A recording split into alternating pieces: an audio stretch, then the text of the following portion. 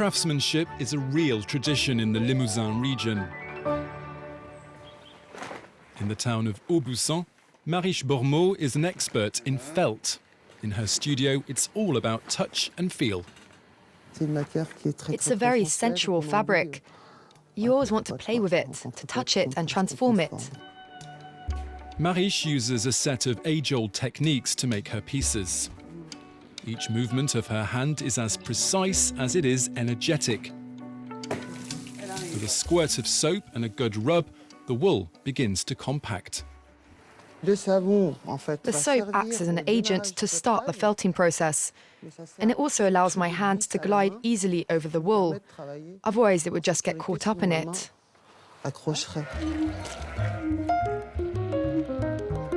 Mariche gets her raw material from Catherine Couturier, a sheep farmer with a flock of 500.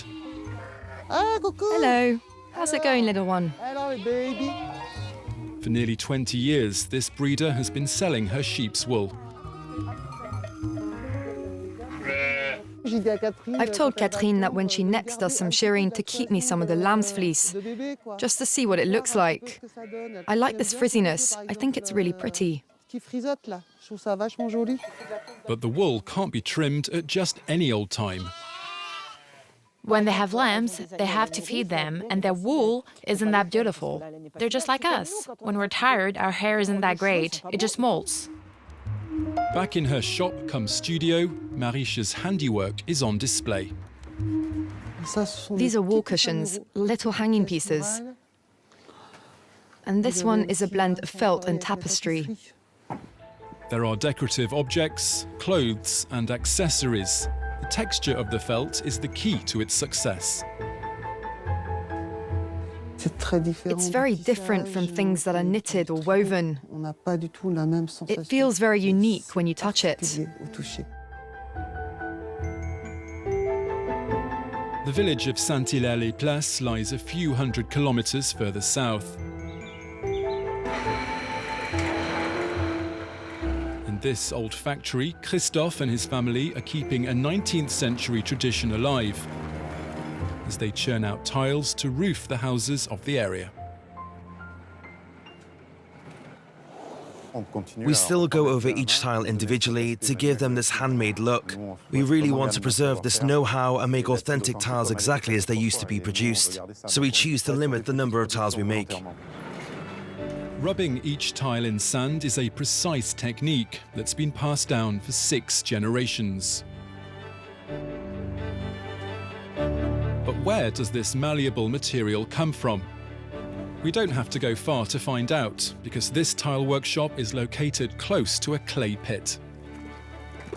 It takes 1,000 years to get just 1 centimeter of clay. If I take it in my hand, you can see that it's pretty greasy. We'll mix this with a less oily one from further down, and the mixture of these different clays will be great for our tiles.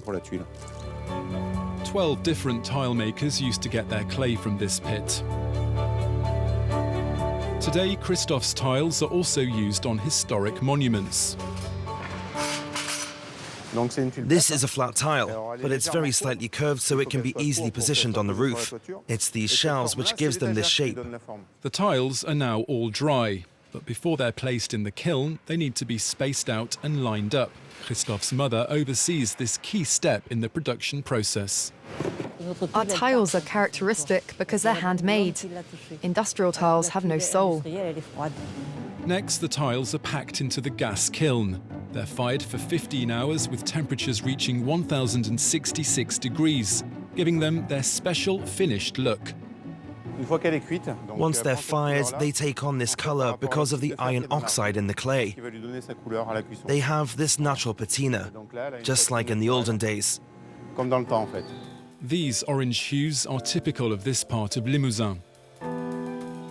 This homeowner has chosen Christophe's tiles to cover the roof of his house and his bread oven.